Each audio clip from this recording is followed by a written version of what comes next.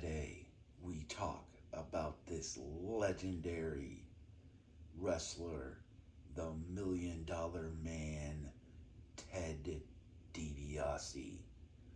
This is a Pop Funko. It is a GameStop exclusive. It is a diamond edition.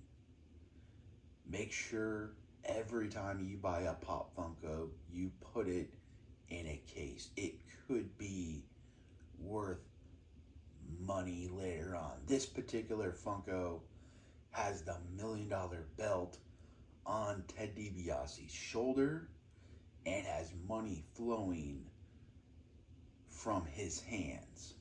Now let's get into the legendary character, the legendary wrestler that is Ted DiBiase. He got his start like many wrestlers back in the day in the old territory system.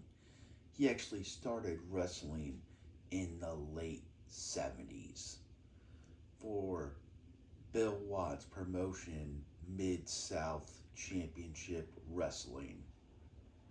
And that territory consisted of Arkansas, Oklahoma, Mississippi, Louisiana, and a couple of towns in Texas.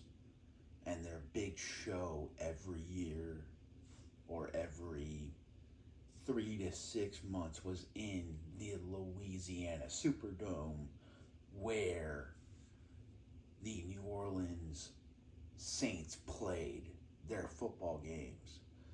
And later on into the early to mid 80s, they started working more with San Antonio and Houston and the promoters there. So they their territory was Texas, Oklahoma, Arkansas, Mississippi, and then the big shows in Louisiana.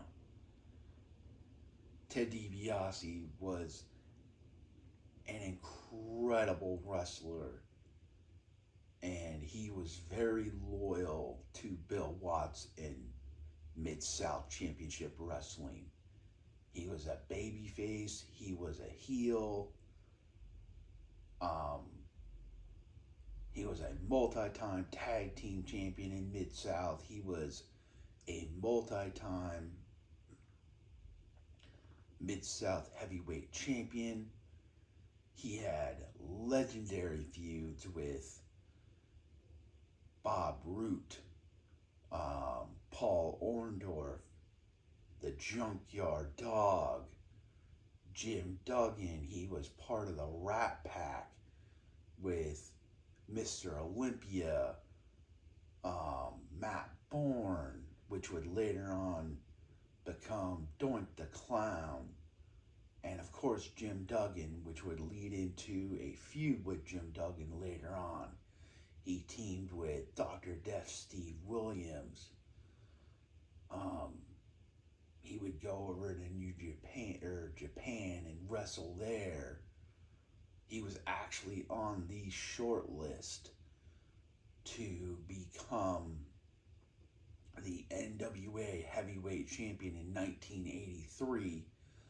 So Mid-South wrote him off TV so he could go to Georgia, which had a lot of pull back in the day with the NWA, to try to get Ted DiBiase that coveted Starrcade main event in 1983. Of course, that wouldn't work out, and he would come back to Mid-South and have an incredible run there until he decided to come to the World Wrestling Federation and become the iconic character we all know today, the $1 Million Man, Ted DiBiase.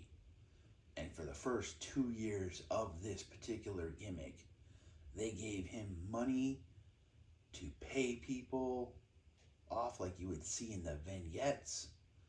They made sure he had a car service, and they made sure he stayed at the finest hotels because they wanted him to live the $1 million man gimmick inside and outside of the ring. And of course, his tenure in the World Wrestling Federation is legendary. Think about this. He worked with Jake the Snake Roberts. He worked with the Macho Man Randy Savage. He worked with Hulk Hogan. He worked with Dusty Rhodes. He worked with Andre the Giant. And so many more. He was, during Hogan's high peak run, he was the only other person to main event a WrestleMania. Him and the Macho Man Randy Savage were the two individuals that main evented a WrestleMania without Hulk Hogan in the main event. That's how high they were on Ted DiBiase as a wrestler and a character. And of course, he would actually win the coveted WWF title in that iconic moment in 1988, Saturday night's main event from Indianapolis, Indiana. Still one of the most watched episodes of Saturday night's main event of all time, where he paid Andre the Giant to hand over the championship, which was what created the WrestleMania 4 tournament to crown a new champion. And then, of course, he would also work with the Ultimate Warrior.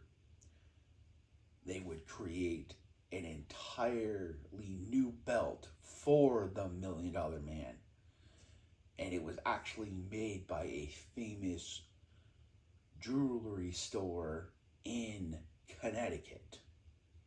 And it actually started out as a belt buckle until they realized that that's not actually what we want. We want an actual belt that goes around your waist like a title belt. And it actually has three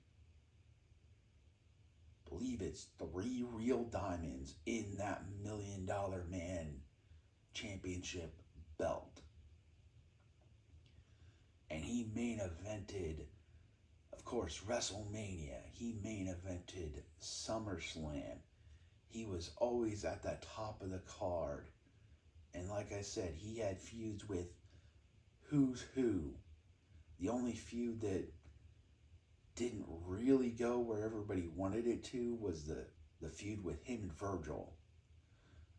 But, I mean, he had great feuds with Jake the Snake Roberts, the Macho Man, Hulk Hogan,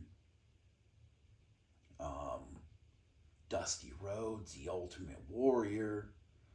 I mean, he was just one of WWE's top go-to heels. And then, of course, he would create the $1 Million Corporation, and that had some pretty steep names in it as well.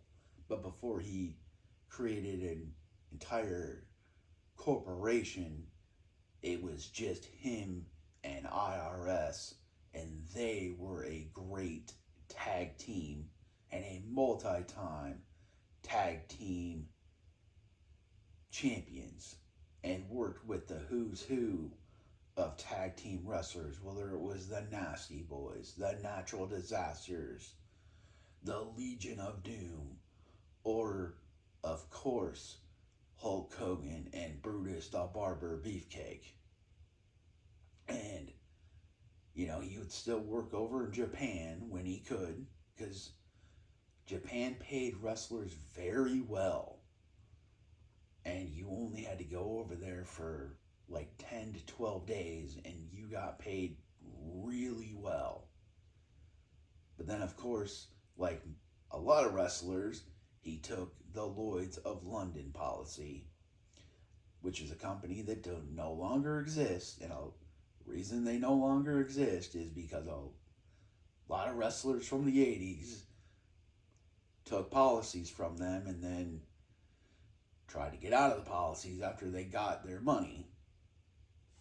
But of course, Ted DiBiase would never actually do that because he had severe injuries with his back and, was getting old. And so he transitioned to a manager, had a great run with the $1 Million Corporation.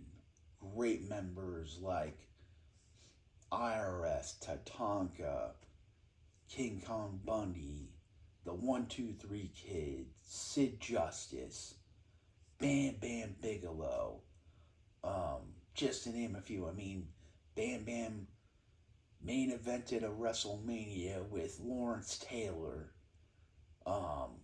Sid Justice was always in the title picture. But like all good things, everything comes to an end and he jumps ship to WCW and becomes the 5th member of the NWO and was a great mouthpiece for the NWO. But like all things, unfortunately, they come to an end and then they have nothing for him. And then they stick him with the Steiner brothers, which,